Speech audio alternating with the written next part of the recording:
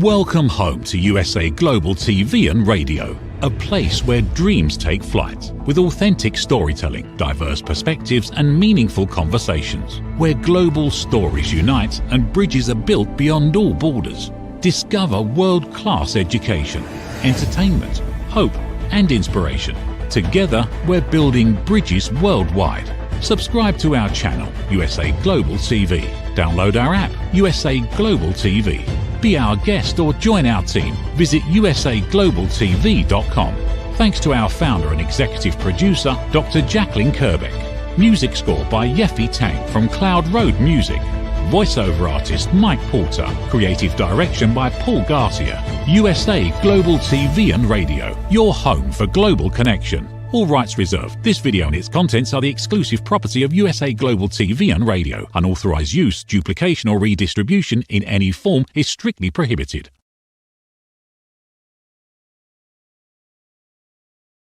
Hey everybody, it's that time. Welcome to You as a Whole, Body, Mind, and Soul. This is Justin MIRIGLIANI with you on USA Global TV and Radio. It's great to have you here. And this week is a special week for all of us. It's the holidays, and I see lights are changing and technical issues again. Gotta love it. But we'll just go with it. And that's part of the show, is going with the flow, trying to see how things unfold. And it's something I got away from for a long, long time. I was really good at this in college. Wasn't so great at it as a teenager, and then got good at it, letting things happen. And then all of a sudden, as an adult, I tried to make things happen. I tried to make things great. I wanted things to feel a certain way. And if they didn't feel a certain way, I felt like I lost out, that I didn't get out of it what I wanted to get out of it. And that was wrong. That was the wrong attitude, and it was a mistake. And it's something that I now look back and say, you know what, it's never going to be that way again. And I turned 50 years old this past Friday, so I'm in a new decade. I, as many of you know, am separated and will be divorced fairly soon. So another part of my life is changing there, and it's just I feel good. I feel good. I mean, I'm not happy that sad things are happening. I lost my uncle a couple of weeks ago, as many of you know. Again, getting separated is not simple. It's not something that you look forward to or that you plan for when you get married. It's something that you don't anticipate. And also a family member who's pretty sick. And that's disturbing as well, and causing worry. But at the same time, some neat things happened this week. First of all, one of the mornings I woke up, my brother, who lives in California, came into my room, and he said, are you getting up? And I thought it was my father for a second, because both of them are balding, and my brother had a mask on. And I said, Dad, I'm going to get up in a few minutes. I got work this morning. And he said, are you going to get up? And it was my brother from California. So it was a neat surprise to have my brother fly in from California, because it was not only my 50th birthday on Friday, but it was my dad's 80th birthday on Saturday. So we had milestone birthdays. My dad was 29 the day I was born, and 30 the day after I was born. So it was pretty amazing. We were almost born on the same day. We're almost birthday twins. But I know John Lennon and Sean Lennon were both born on October 8th. I remember John Lennon talking about being birthday twins with his son, which is pretty cool. It would have been neat. My mom could have held out just for maybe a couple more hours. I would have had the same birthday as my dad. But really, a couple of things happened that really struck me during this birthday. And one of them, I didn't expect to get as many calls, texts, messages, posts that I did get. I really didn't. I thought it was well over 200. And being who I am, I can't. Facebook says to you, do you want to make a post to thank everybody? And you can just very quickly make a post to thank everybody. And I couldn't bring myself to do that. I literally thanked all 200 and some people individually through Facebook or Messenger, or called them or texted them. However they messaged me to wish me a happy birthday is how I sent my thank you to them. And I did every one of them personally, over 200 of them. And it literally took me an entire day on Saturday to do it. And then I took yesterday off because my eyes were ready to bug out. And I did it again today. I spent some of the day um, thanking more people as more birthday wishes came in, and some of them that I didn't get to on Saturday night. But it was so heartwarming.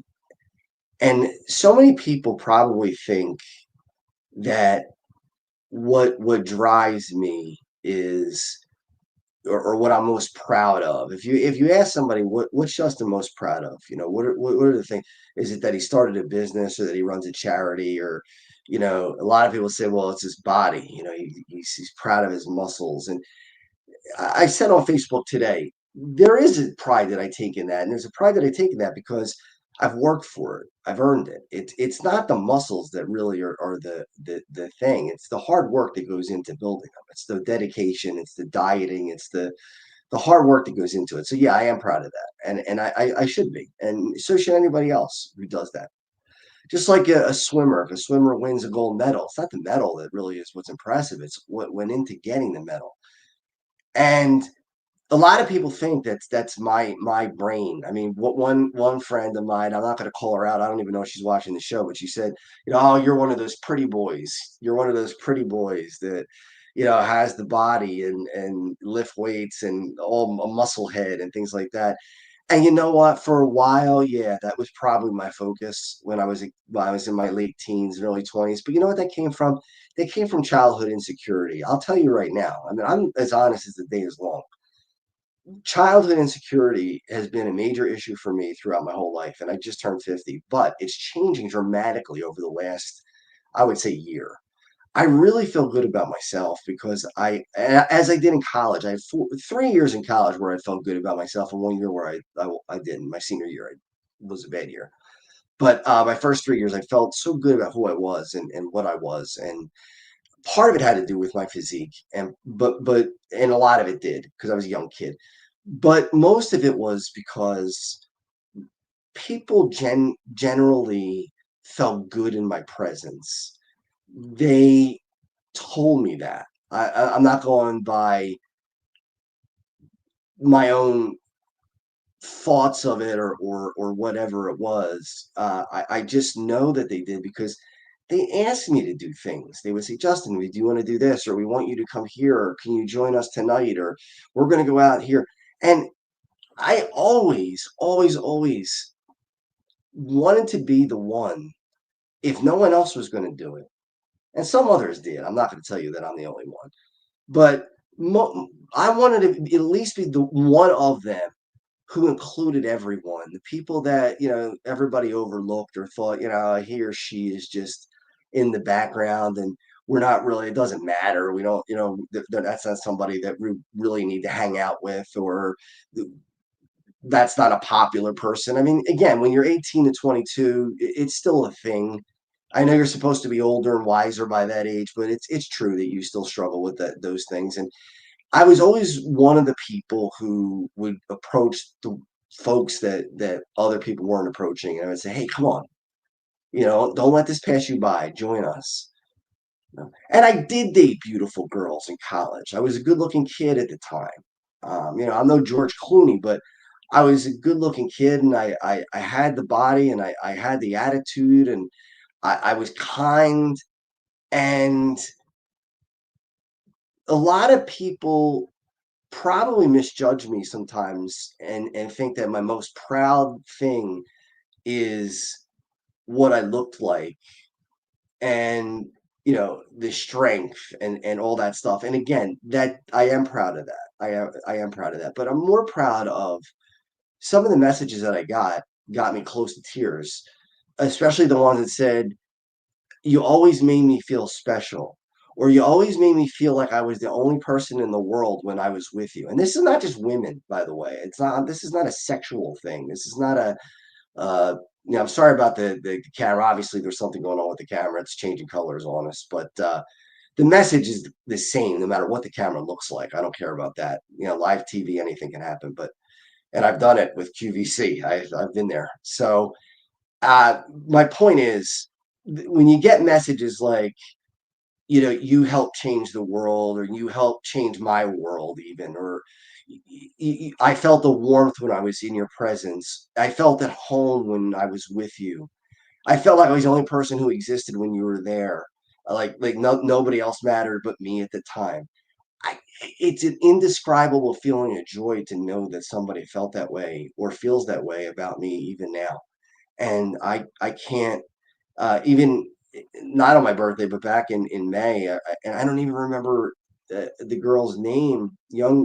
Well, she's my age now, but she was a young girl, and she was an exchange student, and she didn't have many friends. She just came over, and we were at a reunion in May, I think it was, and I couldn't remember her. And all of a sudden, I see this little tiny girl come running at me, 100 miles an hour. And she jumps up in my arms and screams my name, Justin Mirigliani. And I spun her around instinctively and grabbed her and hugged her and rocked her back and forth. And all this time, my brain is going, what's her name? What's her name? What's her name? What's her name?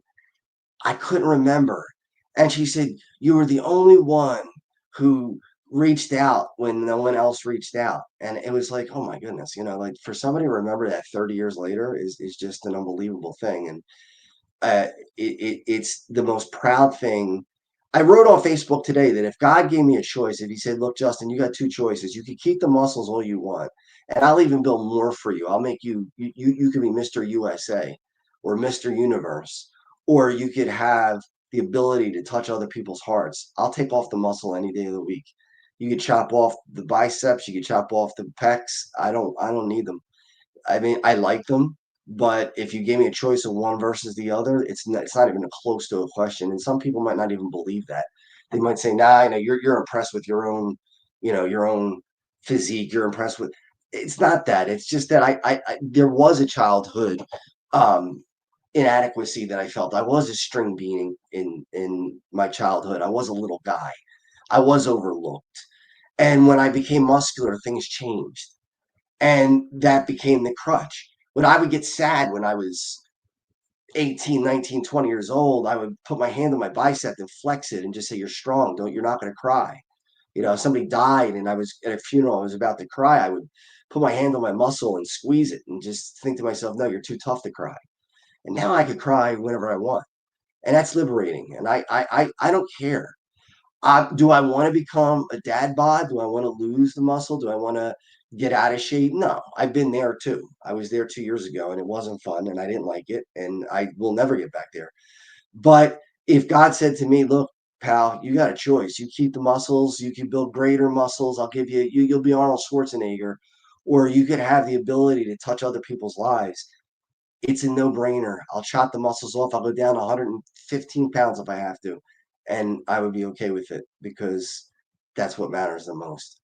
And one of the greatest stories, I won't say the name because she is married and she has children, and there's no romantic feelings anymore. But this is the 30th year. It was the day before 2 days before my birthday. A girl that I had known for months came over to my birthday party with a bunch of other people. Met her in college. She was a freshman. I was a sophomore. And she came to, it was my 19th birthday, turning 20. And I was just leaving my teens. So this is 30 years ago. And I remember her being at the party, and I remember how much I wanted to tell her that I was in love with her, because I really was. I really, over the months that we had spent together, gotten to know her and gotten to feel her warmth and know who she was. And she was a very pretty girl, but she wasn't one of those girls that you would think would be like trying to be overly sexy or working hard to try to get guys to like her. I mean, she wore jeans and sweatshirts and things like that. I mean, just like a regular girl. She wasn't super into makeup and wasn't super into trying to look hot and stuff like that. But she was a beautiful girl, and she still is. She's a beautiful woman. And um I fell in love with her, and it reminded me so much. If anybody remembers Family Ties, Alex Keaton, when he falls in love with Ellen. Ellen was her name, Ellen Reed, and Ellen is leaving to get married. She actually had a boyfriend, and she was going to marry him. And Alex drives all the way from Ohio to Lancaster to stop her from getting on the train, and he tells her, that he loves her and please don't get married. Well, it was a similar situation. This girl had a boyfriend, and um,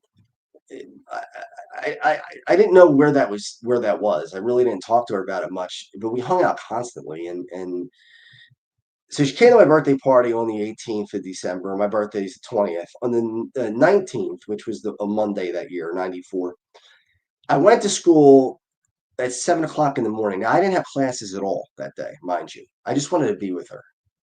And I went to school and we went to breakfast together and we hung out all morning with her and her sister and her roommate, two roommates.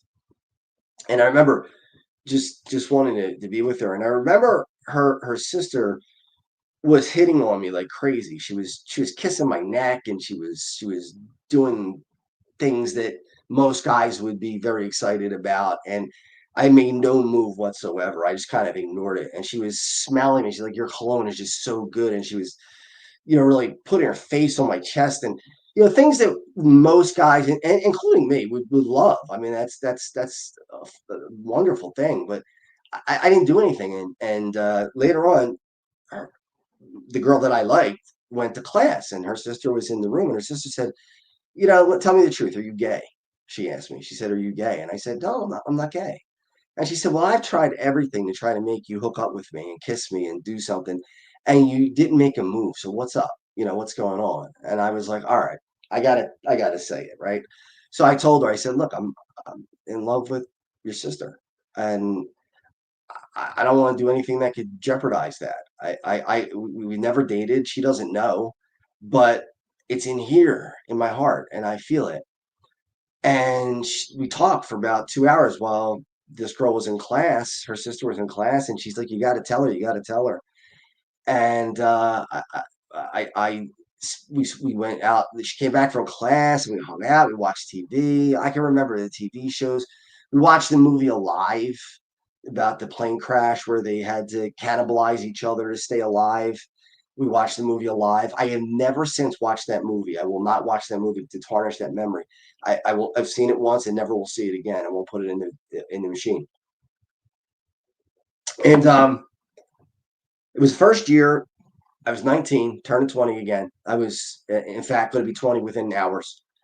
And I'm watching the movie. We go out to dinner. We come back. She sneaks me back into her dorm room. I'm back with all the girls in the dorm room sitting there, and we're joking and laughing and watching the movie. And I'm nervously playing with a basketball. Her roommate was a basketball player, and I'm throwing the basketball up in the air and catching it and spinning it around and stuff like that. And all the while, I'm like, I got to leave at some time. And can I go to winter break knowing that I'm not going to say anything? And I remember I went out and I called my mom and I said to my mom said, are you coming home to decorate the Christmas tree? And I said, Mom, I can't this year. This is the first time I've never, with the family. And I was 19. I never missed decorating the Christmas tree. Never once, ever. And she said, where are you? Why aren't you coming? And I told her the story and I said, Mom, this is where I am. And she said, you're 19. You got to make your move. You got to do it. You got to tell her. And it took me several more hours. It was probably like 8 o'clock at night when my mother talked to me on the payphone. There were no cell phones at the time. And I finally walked into but I get choked up even thinking about it. But I remember walking back into the dorm room and watching the movie and thinking about it. And part of me is guilty that I'm not decorating the tree with my family. And the other part of me is, saying, hey, you're a man now. You're doing what men do. And that felt good, for a young guy that's becoming a man. And she finally got to about 11 o'clock at night or 11:30, I guess. And she goes to say good. We all hugged goodbye, hugged everybody goodbye, hugged her goodbye last. And we shut the door. She shut the door and I'm walking and I gave up. I said, I'll forget it. I can't do it. And I'm walking towards the hallway steps to leave. I turn around and I see her ponytail leaving. I could see it disappearing. I could see the door shutting. And I screamed, "Wait!" And she stopped and she smiled and turned around. She said, "What? What's up? What's up?" And I said, I remember the words. I said, I don't know how close you are with your boyfriend. I don't know how you feel about him, but I do know that I love spending time with you, and I think you love spending time with me, and I just need you to know that. And you don't have to answer. You don't have to say anything. You don't have to uh, do anything. I just wanted to let you know. And we spent the next 2 hours sitting on the steps, and she and I talked about how she felt the same way, and that she thought. I remember she said she thought God brought us together, and we awkwardly kissed. I remember nothing sexual, but just a regular, just a kiss, and we talked about what it would be like to be together. And it was the first time that I wasn't just infatuated with a girl, but I felt a connection with a girl, that hearts and souls met, and it felt wonderful. It was just, and it's never going to happen like that again because it's your first time, and it can't. That's the sad and happy part of it, is that it's so magical because it's your first time, but it's so sad because you can never feel it again because it was your first time. So there's a mixed emotion with that. And it turned out that she couldn't leave her boyfriend, and I get it. As much as that night we were becoming something, it turned out that she needed to stay in that relationship with her boyfriend. When she got back home, she called me and told me that she just couldn't leave him, and I was heartbroken. I was, devastated. And I remember the next day, my dad took me out to dinner, and another first. We had our first. Now I'm 20, and we had our first man-to-man conversation. Where he talked to me like a man and told me how to take the pain of losing the girl, because every guy knows what it's like to lose the girl. And we had breakfast together, and I still have there was a pocket calendar that they gave out. And I still have that pocket calendar. And I treasure that because that reminds me of that first adult relationship that I had with my father. And meant a lot to me, and it still does. And a couple days ago, it was the 30-year anniversary. And even when I was married, I told Amy years ago, I said, on the 30th anniversary of that day, I'm going to send a message to this girl and tell her, what it meant. And I did. I wrote and told her the whole story that I just told you. And she wrote back that she wishes she could remember more, but she remembers some of it. And what touched me most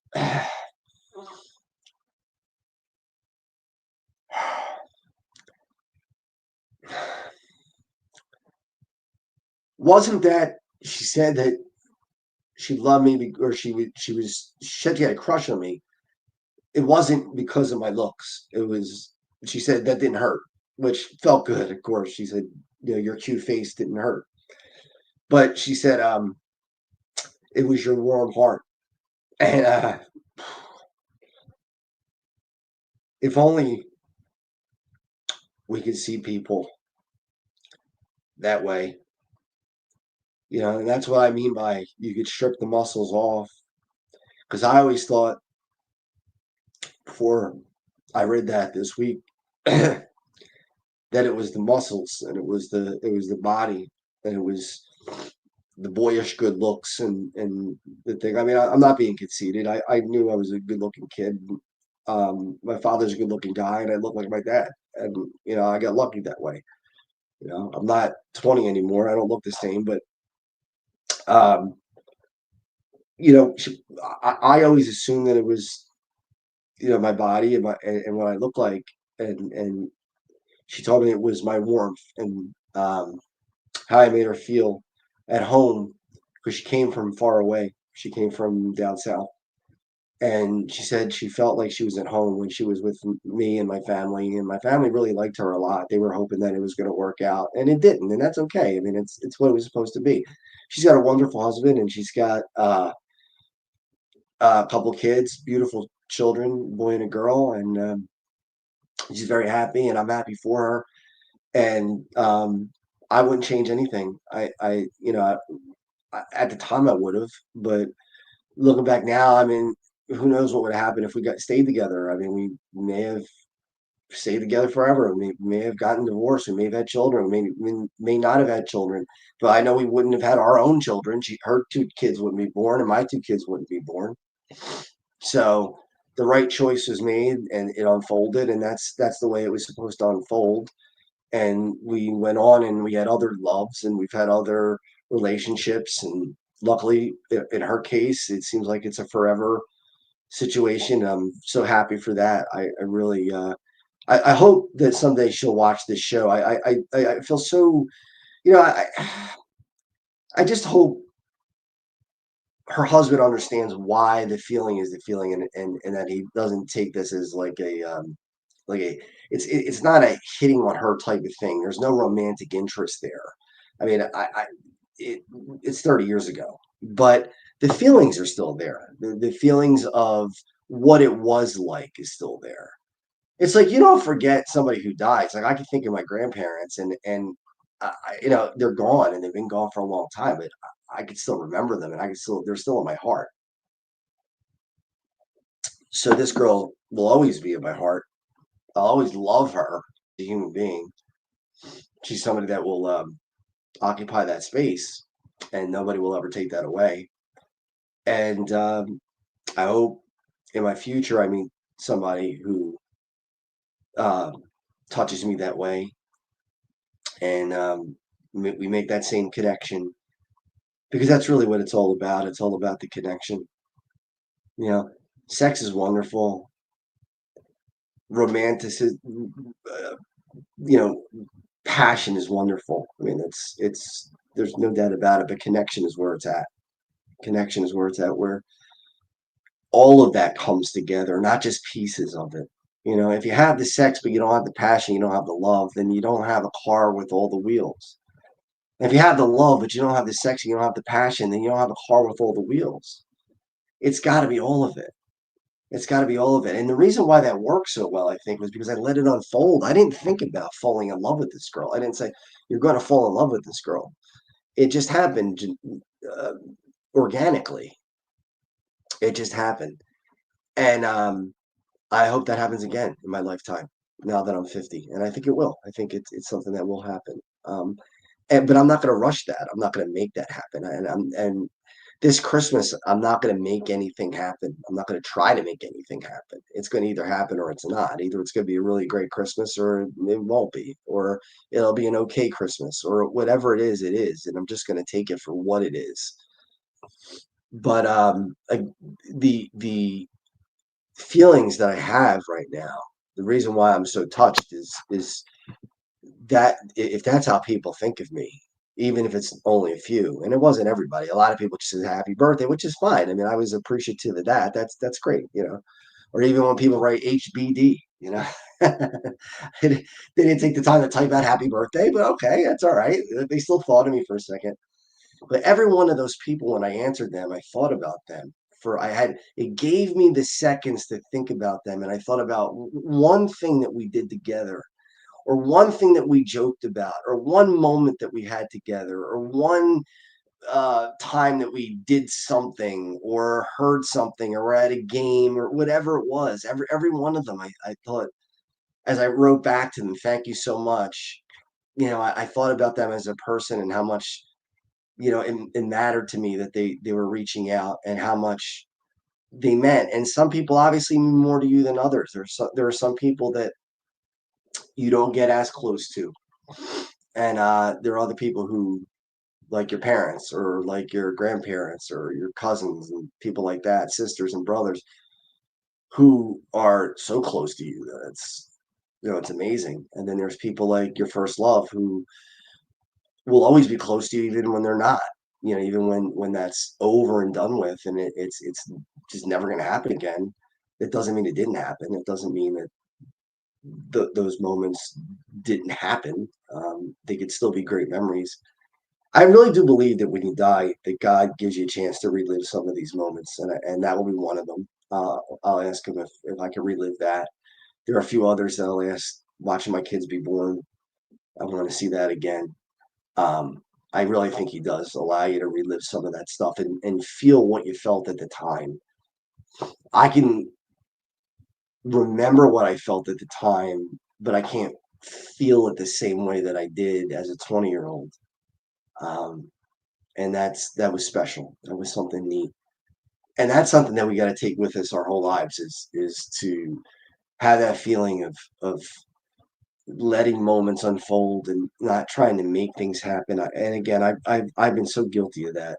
So much of my life has been I've robbed myself of good times because as I would look at the clock and think, well, this isn't exactly the way I thought it was going to be. So what can we do to make this better? And I spent so much time trying to make moments, and you just can't make them.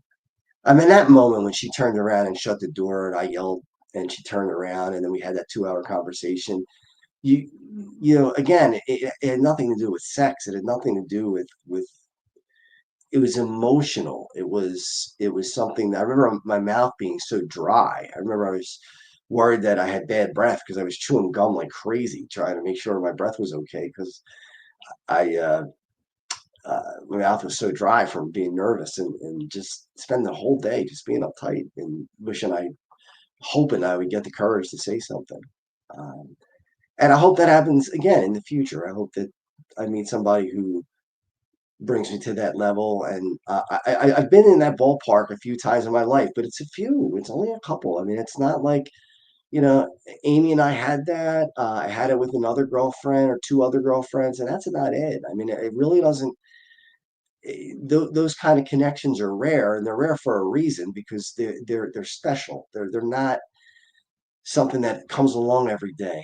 And if they did, maybe they wouldn't mean as much. Maybe they wouldn't bring you to tears like they're bringing me to tears tonight.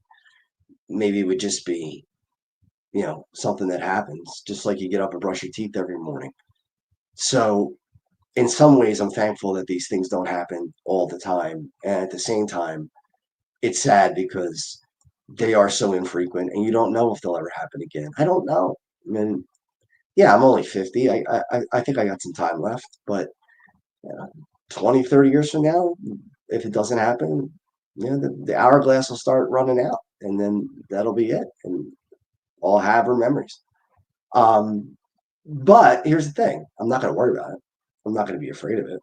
If that is what happens, that is what happens. But I believe that that will not be the case. And even if it is, I still, from guys and girls. I mean, look, I have gay friends. I have straight friends. I have no problem. If I was gay, I would tell you I was gay. I have no problem with that. But I like making connections with guy friends too. I like it when they say things like, you're my dear friend, or I don't get embarrassed by that. I tell guy friends I love them all the time. I have no problem doing that. It's not like I feel like, oh, this is some kind of taboo, or you shouldn't say that you love somebody because it's another male or whatever. So what? And if somebody thought I was gay, I don't care. If you think I'm gay, then think I'm gay. I don't care. I mean, you can think whatever you want, but um, it doesn't matter to me. And gay friends too. I mean, I tell them I love them. I mean, I don't have a problem with it. There's a we got to get over this taboo of that word, especially whether it's guys or girls, and even girls. Like if I say to a girlfriend, I really love you. A lot of times they'll say thank you. Not I love you too, but thank you, and they don't get it. They and I'm saying all of them, but a lot of women think that if you say "I love you," that you mean you're in love with them, and that's not the case. That doesn't mean it's romantic love. Now, could it become romantic love? Yeah, sure, it could. Wouldn't that be wonderful if it does? But if it doesn't, it doesn't. I mean, that's all. There was a girl that I just met on Facebook, and I talked to her on the phone, and she was talking to me about, a guy asked her out, and I mean, just an absolutely beautiful girl, and her beauty is only matched by her heart. I mean, I talked to the girl one time on the phone, and I could tell what type of person she is already from that one time on the phone. But she doesn't like to date, and I would never pressure her to date. I would never, try to say, hey, I really want to go out with you. Would I love to? Yeah, sure. But it's her heart that makes the difference. And we're gonna get together and talk business. And who knows what's gonna happen? I mean, she may say, "Look, this guy's all right, and we could hang out and be friends forever." She may say, he's okay. If I see him once in a while or see him on Facebook, that's fine. She may some day down the road say he's the kind of person that I like to date. I don't have a crystal ball. I can't tell you what's going to happen. I don't know. I mean, am I going to propose to this girl on the first date? No. Or am I going to, or the first meeting? It's not even a date. It's a meeting. Am I going to, but anyway, she told me that the last guy that took her out took her to a game, a sports game, and asked if they were exclusive. And it's like, I'm seeing that on the dating scene now. When you look on any of these dating sites, a lot of women and men are saying, I'm not into casual dating. I'm into, a relationship. Well, how are you going to get to a relationship without casual dating? I mean, how do you get there? What do you, I'm going to walk in, I talk to somebody one time on the phone and meet them once and then say, okay, will you marry me? I mean, that's crazy. Or even if you date a few times, you got to give it time and let things unfold and let things naturally progress. And this girl actually used the word organically, which really struck me because that's the word I use a lot. It's got to be organic. It can't be forced. You can't make yourself fall in love with somebody. You can't make yourself, want to be with someone. It's got to just happen. And if it doesn't just happen, it doesn't happen. Unfortunately, for a lot of us, we've gone through. I obviously I told you the story tonight that I've gone through it, and it's been more than once where I've had feelings for another person, and the feelings were not there for them, and that's something I had to accept.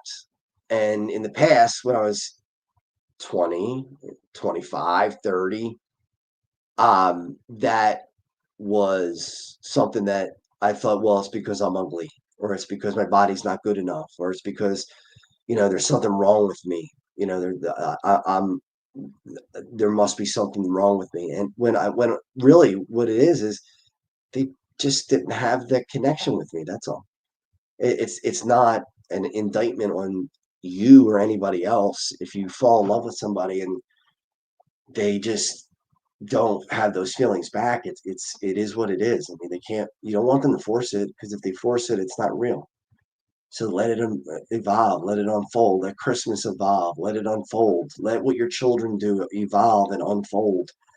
And whatever happens, happens. If great things happen, great things happen, and that's wonderful. And if they don't, you got a shot somewhere else. It'll happen down the line.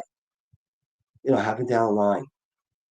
But like I said, the most important thing to me is, when I close my eyes for the last time, like my uncle a couple of weeks ago, they asked us, what do you want to say about him? And I hope people say that when Justin was alive, he knew how to love and he knew how to give and he knew how to leave part of himself with other people. I don't need them to say he had 20-inch biceps because that really, in the grand scheme of things, doesn't matter because when you're a corpse, a 20-inch bicep doesn't matter at all. It doesn't make any difference, nor does a big chest or how much you bench pressed. None of it matters. All that's going to matter is what you left behind, how you made people feel. And that's really how I feel today on 2 days before the birth of Christ, is that's everything.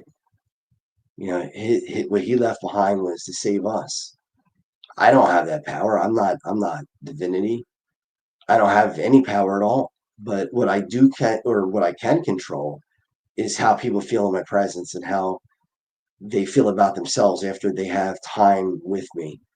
And from what I've received over the past couple days from people, really has struck me and let me know that I've done that.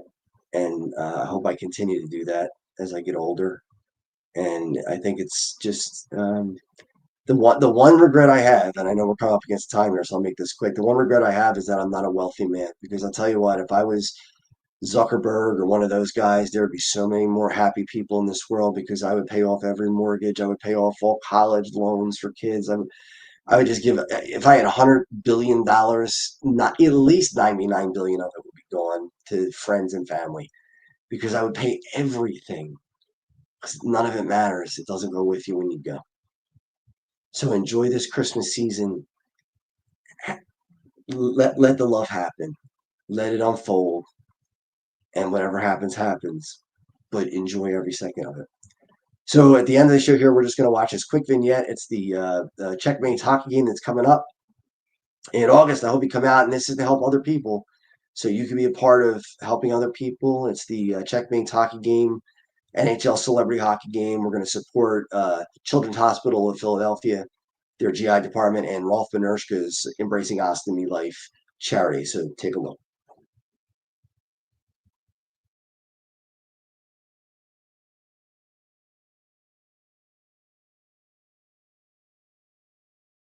Hey everybody, I just want to tell you how thankful I am that you came out tonight and helped us out on a very special evening. Crohn's and colitis are terrible diseases, and they affect a lot of people, not only in the Delaware Valley, but all over the world. And hopefully we can find a cure someday.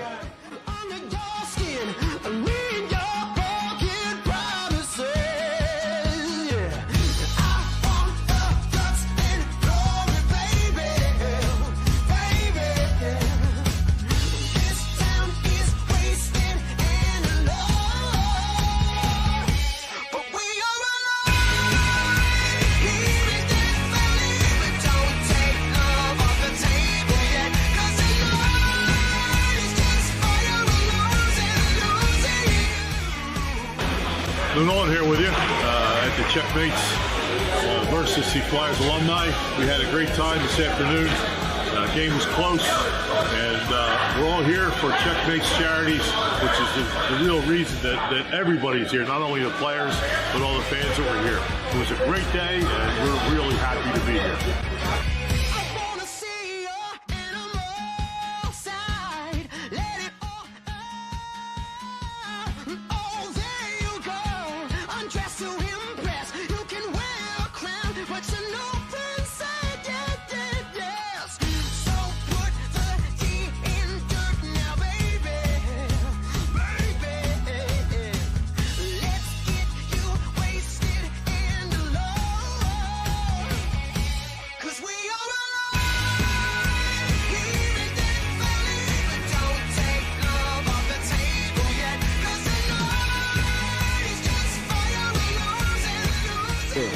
It was fun to be out here at Northeast Skate Zone because the Checos were a pretty good team, and so we had a lot of fun with the charity. And it was good because they took it easy on us old guys. So we had a good time. So anytime you can do something for charity, and I know a couple guys on the other team, and just to be on the rink, we all go have fun. Good times go. I'm either gone in an instant or here to the bitter end. I never know what I got. I want to thank my family for all that they did to help me get through this, and there's a lot of planning that get done. It has to get done. I want to thank Nick's Roast Beef and Common Avenue for all they've done. Dr. Prieto for saving my life and finding the disease and treating me for so long. And the Flyers organization for all they do to help us raise money every year. So thank you everybody, I appreciate it. I'll see you when I fall asleep. Baby, I'm ready to go.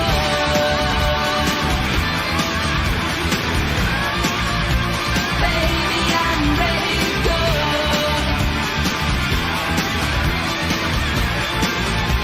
Baby, I'm ready to go.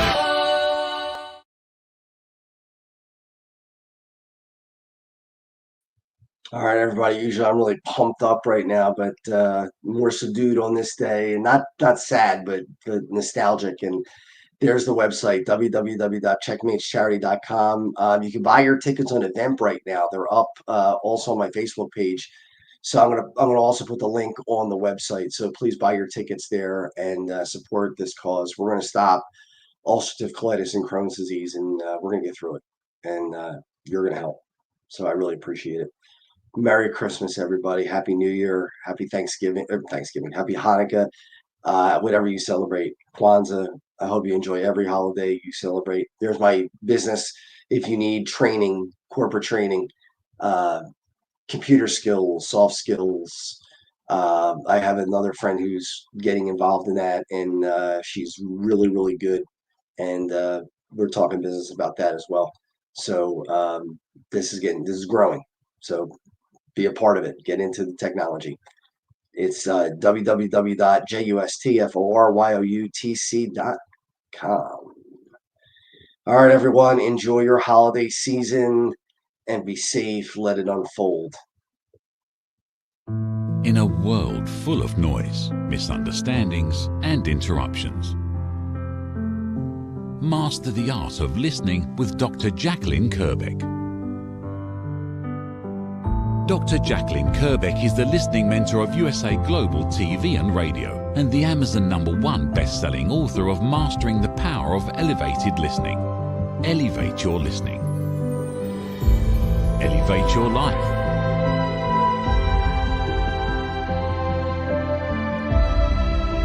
Join a global learning experience in person or via Zoom.